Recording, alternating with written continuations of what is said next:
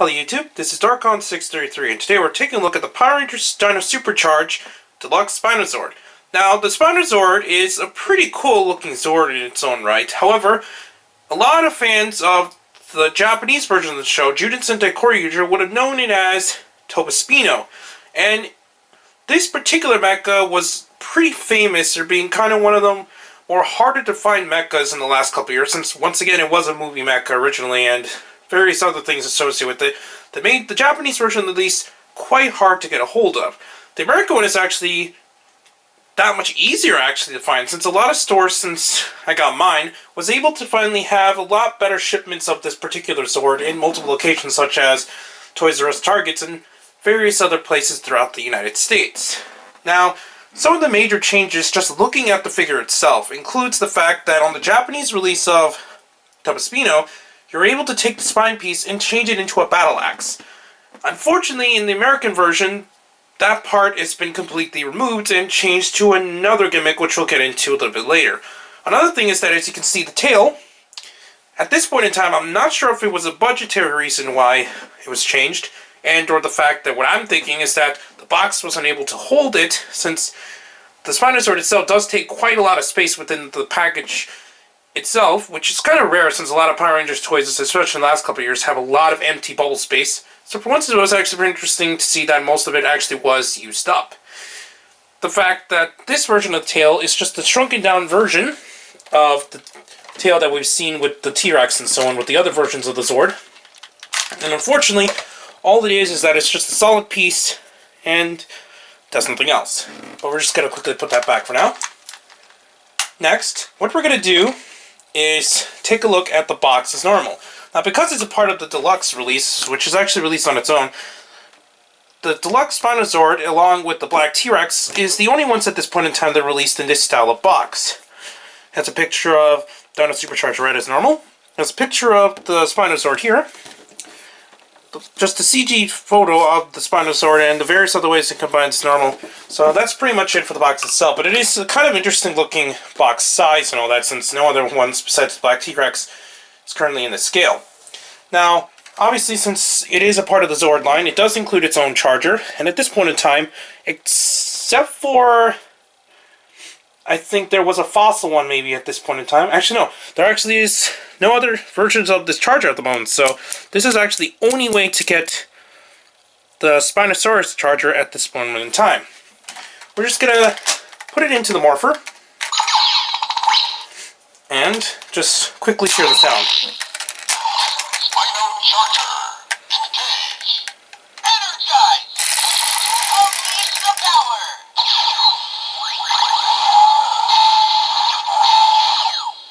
Spinosaurus, Power Ranger talent. Now in America, as you can tell, he's going to be known as the Town Ranger.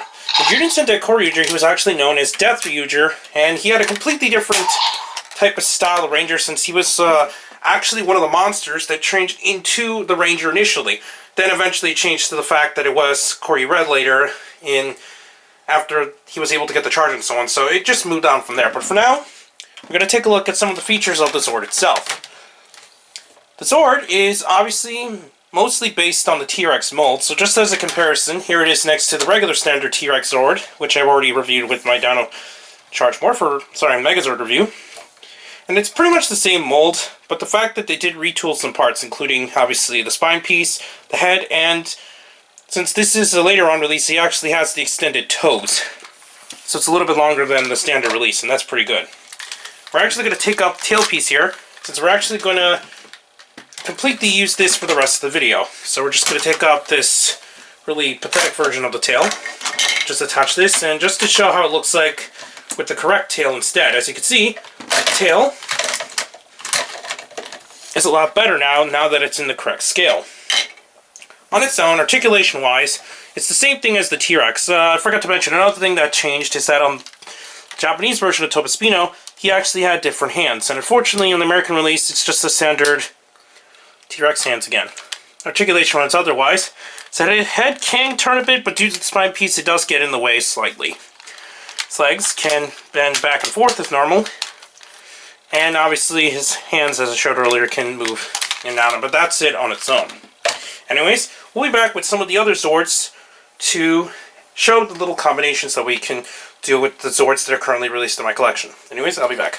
Anyways, we're back with some of the Zords already in their combination modes. Now, unfortunately, I do not have the Pachazord, and I will not actually be getting the purple Pachazord since it's not the version that's actually seen on the show. So it's unfortunate that the standard Pachazord is quite hard to get a hold of. So at this moment in time, I have everything except for the Pachazord here. So transformation for the Spino Zord is exactly the same as you pretty much see on the regular Dino Charge Megazord, except for the fact that, unlike the way that you transform the T-Rex, his head is already pretty much up, since that's how the spine piece is like. We're just going to quickly transform it as normal and just pull down the legs. And just like the T-Rex, he actually has a helmet in the piece here, but surprisingly they actually retooled it to the correct helmet instead of cheaping out and just releasing a repaint or something. That's pretty cool. Now we're going to quickly transform him into the standard Megazord mode here. We're just going to attach helmet. And now we'll be able to go to the different formations in a minute. However, just to show quickly, we're going to remove the helmet since there's actually something interesting that they actually kept intact on this version of the release. Just like on the Japanese release, as you can see, his eyes are a different color. They're red instead of the standard green that's seen on the T-Rex Zord in Megazord mode. So that's pretty cool that they actually kept different colors intact. So anyways, just going to quickly put back on the helmet. And go on from there.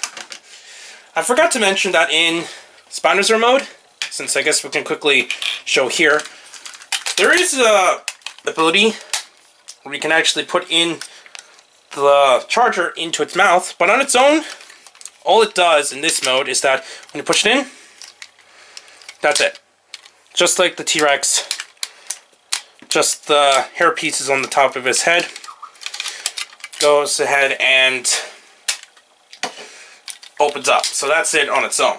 So anyways, we're going to go on to the transformations, which we're just going to go into combine with the other auxiliary mecha. First, we're going to form how you would look like in a standard version, like so. So first, we're going to put them together. So it will look like this. So this is technically what I guess would be the Spino Tricera Stego formation.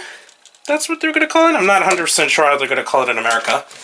And we're going to just put the tail on the back as normal. And it'll just look like this. So with the correct tail, it looks a lot better with a piece like that. So that's pretty cool. We're actually going to take this sword piece off, since we're actually going to show what this does. On the American version of the Tobaspino for the Spino Zord, what happens is that on this version, this actually turns into a blaster, actually. It comes with 3 missiles, which is kind of a strange change from the American release here. And you're going to pull out this little piece inside there, and then you can just plug it into the hand, and you'll pretty much get the idea. It does form this kind of blaster kind of thing. And then to shoot the missile, there's actually a switch. Let me see exactly where it is. Forgot where it's. Oh yeah, it's this just this entire piece here. You push it, and the missile fires up. And I'm not going to show that on camera.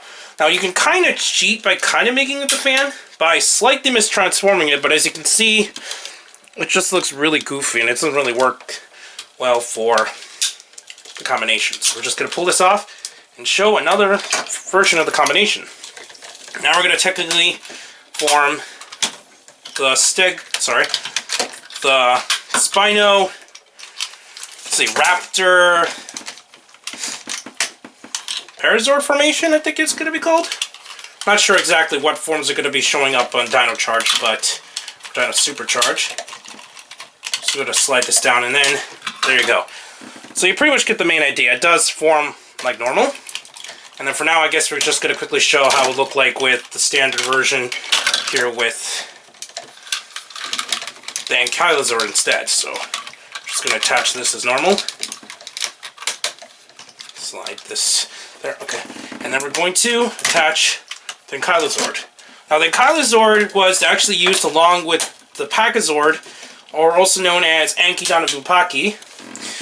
to form Tobaspino's Mecha mode originally, so it is unfortunate that I'm not able to form the full formation without the use of the Pachazord. So this is all I can do for now, so you pretty much get the main idea of what you could do with the combinations. So the Tobaspino, the Spino Zord is a really good release that Bandai America has done, even with the limitations that it has. And the only main problems I can see with this release is that the Pachazord being extremely hard to find in the standard colors, so the main formation is kind of hard to get down just for that alone, and the fact that the tail is made differently. I'm okay that the fact that the fan is missing, I mean, it is a bummer that it's gone, but I was happy that at least we actually got the Zord to begin with, and the only thing that really does bug me is that it does not include the standard tail. Now, just to show, you can kind of attach the other tail, but it's just going to look really weird since it's just going to be a tiny tail piece that connects. I can only attach to the bottom on either side. So it looks something like this. As you can see, it just doesn't really work out. So overall, I still think this is definitely a worthwhile release, and I really enjoy the Zord on its own. And even though it's obviously got its own problems, they still kept most of the features intact, so it's really nice to even just hold and own the American release of what was considered really hard to get a hold of Bandai Japan release. So, other than that, if you're a fan of the Talon Ranger, Death Ryuger, or just the Spino Zord in general, I highly recommend picking this up to add to your Power Rangers Dino Supercharge and Dino Charge collection. Anyways, please comment, subscribe, and check out Hero Taku, since this video will be up there at one point. Also, please check my Twitter handle under DarkCon633, and please check down the other channels down below, including the WW Podcast and more. But for now, I'll be seeing you YouTube, and hopefully more Dino Supercharge reviews will be coming your way.